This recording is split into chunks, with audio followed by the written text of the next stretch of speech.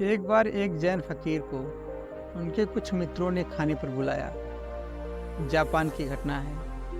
7 मंजिला इमारत थी जहां वे ठहरे हुए थे। उस घर के मालिक ने खाने की सारी व्यवस्था 7वें मंजिले पर ही किया था। उस घर के मालिक ने अपने और भी बहुत से मित्रों को बुलाया था। सभी लोग 7वें मंजिल पर बैठकर उस जैन फकीर की बातें सुन रहे थे। तभी अचानक भूकंप आ गया। वैसे तो जापान में भूकंप आते ही रहते हैं। जैसे ही भूकंप के झटके महसूस होने शुरू हुए, सभी उठकर भागे। दरवाजे और सीढ़ियों पर बहुत भीड़ हो गई। करीब 100 के आसपास लोग थे। सभी भाग रहे थे। उस घर का मालिक भी भाग ही रहा था कि वह सीढ़ियों में फंस गया। तभी अचानक उसे याद आया कि कार्यक्रम के मुख्य अतिथि जैन फकीर तो कहीं नहीं दिख रहे। कहीं वो कमरे में ही तो फंसे नहीं रह गए। वो उन्हें देखने वापस कमरे में गया। उसने देखा तो वो दंग रह गया।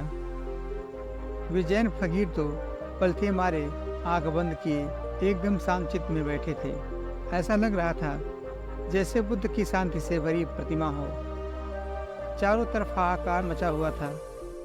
सभी अपनी जान बचाकर अंधाधुंध भाग रहे थे। इमारत में भी भूकंप के झटके महसूस हो रहे थे, लेकिन वह फकीर तो बिना विचलित हुए ध्यान में मग्न थे। उस फकीर के चेहरे की शांति उस गृहपति को अपनी ओर चुंबक की तरह आकर्षित कर रहा था। गृहपति को उस जैन फकीर का रूप, उसकी शांति, उसका आनंद सम्मोहित कर लिया। वह खींचा चला आया जैसे कोई चुंबक से खींच लिया हो। गृहपति जैन फकीर के पास आकर बैठ गया। भूकंप आया और चला गया। कुछ देर बाद जैन फकीर ने अपनी आंखें खोली और भूकंप की वजह से जिस जगह पर उनकी बात रुक गई थी, उसी जगह से उन्होंने अपनी बात दोबारा शुरू की। गृहपति ने कहा, महाराज, अब मुझे कुछ भी याद नहीं कि हम क्या बात कर रहे थे और कहाँ पर हमारी बात रुक गई थी।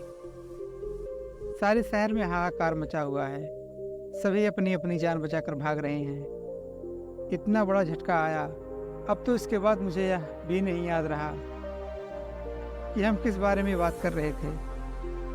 इसीलिए आप कृपया करके वह बातें दोबारा ना शुरू करें। और अब वह बातें मैं आपसे पूछना भी नहीं चाहता हूँ। अब तो मैं आपसे कुछ और ही पूछना चाहता हूँ। जैन फकीर ने कहा, क्या पूछना चाहते हो? गृहपति बोला, महाराज, एक बात बताइए कि भूकंप आने पर हम सब भागे, पर आप क्यों नहीं भागे?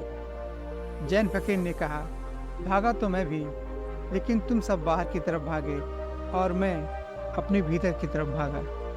जिसे जहाँ सुरक्षित महसूस हुआ वो वहाँ भागा। लेकिन मैं कहता हूँ कि तुम्हारा बाहर की तरफ भागना व्यर्थ था। भूकंप यहाँ भी है।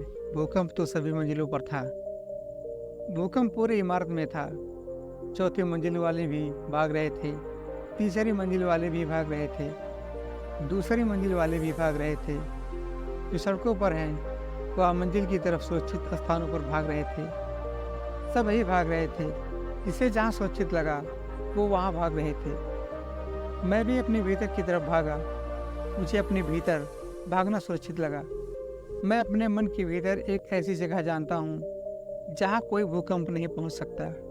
भूकंप तो छोड़ो, जहाँ कोई गम नहीं पहुँच सकता, क्योंकि उस अवस्था में पहुँचने के बाद डर नाम की कोई चीज़ ही नहीं बचती। मैं तुमसे झूठ नहीं बोलूँगा कि मैं नहीं भागा। भागा तो मैं भी था, लेकिन तुम्हें दिखा नहीं, क्योंकि मैं हाथ पैर से नहीं भागा। हाथ पैर से तो तब दूर भागते हैं जब बाहर की तरफ भागते हैं। जैसे सारे लोग भागे बाहर की तरफ, क्योंकि ये सब एक ही तरह भागना जानते हैं। बाहर की तरफ भागना इनके लिए एकमात्र रास्ता है। लेकिन मुझे अपने अंदर ही सुरक्षित लगा। मैं तुरंत ही अंदर की तरफ भागा। और मैं तुमसे यह भी नहीं कहूँगा कि मैं डरा नहीं। मैं बहुत डर गया। कहीं अपने भीतर जाने से पहले मैं मर ना जाऊँ। कहीं मेरे भीतर पहुँचने से पहले ही यह इमारत ढह ना जाए। मैं सोचने लगा था कि कहीं ध्यान में पहुँचने से पहले यह इमारत मुझ पर गिर ना जाए। लेकिन जब मैं एक बार उस अवस्था में पहुंच गया, फिर मुझे कोई चिंता नहीं रही। फिर किस बात की मौत? फिर तो केवल मेरा शरीर मरता, क्योंकि मेरा मन तो ध्यान में था। जैसे ही मैं एक बार उस अवस्था में पहुंच गया, मैं निश्चिंत हो गया, क्योंकि मैंने अपने लक्ष्य को पा लिया था। मरने का क्या, मरना तो एक दिन सबको है, लेकिन कुछ ना समझ लोगों के लिए मृत्यु एक अभिशाप है। वह उसे गलत समझते हैं और मृत्यु से पीछा छुड़ाना चाहते हैं, जबकि सच्चाई यह है कि आपके जन्म से पहले जब आपने अपनी माँ के कोख में विकसित होना शुरू किया था, उसी क्षण से आपने मरना शुरू कर दिया था, क्योंकि हर एक दिन बीतने के साथ आप मृत्यु की ओर पहुँचते चले जाते हैं। ध्यान से देखा जाए तो हर एक सांस को अंदर लेना एक जीवन है और उसे छोड़ना मृत्यु। जिस प्रकार सूर्य का उदय होना इस बात को निश्चय कर देता है कि उसका अस्त भी होगा, उसी प्रकार हमारा जन्म भी इस बात का संकेत करता है कि एक दिन हम सभी मृत्यु को प्राप्त हो जाएंगे। मैं तुम्हें कोई सिद्धांत नहीं सिखा रहा हूँ, बल्कि शराब पिला रहा हूँ। अंगूर से निचोड़ी जुड़ी हुई नहीं, बल्कि आत्मा से जुड़ी हुई पियो।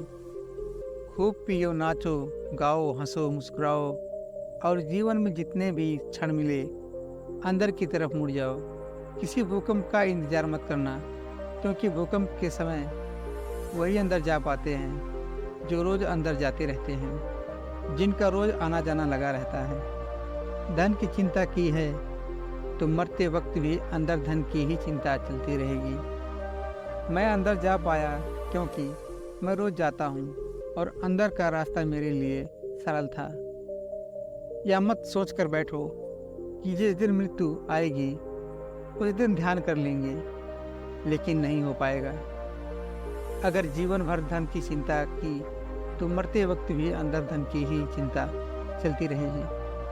अगर पद की चिंता की तो मरते वक्त भी कुछ पद प्राप्त करने की लालसा लिए मरोगे, क्योंकि आपने पूरे जीवन में हम जो कुछ भी करते हैं, मरते वक्त वही सारे विचार और कर्म हमारे आंखों के सामने छोटे रूप में गुजरते हैं। मरते वक्त एक बार हमारी पूरी जिंदगी हमारी आंखों के सामने गुजर जाती है। संक्षिप्त में कहूँ तो जिंदगी भर हम जो भी करते हैं, अंत समय में हम वही महसूस करते हैं। अगर हमने पूरी जिंदगी भर किसी को दुख पहुंचाया तो अंत समय में भी उसके पश्चाताप में हम दुखी मन से ही मरेंगे।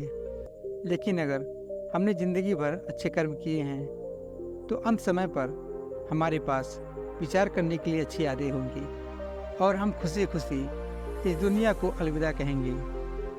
फकीर ने उस गृहपति से कहा, अगर तुम ध्यान में मरना चाहते हो तो ध्यान में जीना शुरू कर दो, ताकि मरते वक्त तुम्हें अपने भीतर जाने में तकलीफ ना हो और तुम ध्यान में ही इस दुनिया को अलविदा कहो। दोस्तों, हम आशा करते हैं कि इस कहानी से जीवन की वो सीख मिली होगी जिससे आपके जीवन में बदलाव आ सकते हैं। वीडियो अच्छी लगी हो तो लाइक, शेयर और चैनल को सब्सक्राइब जरूर कीजिएगा।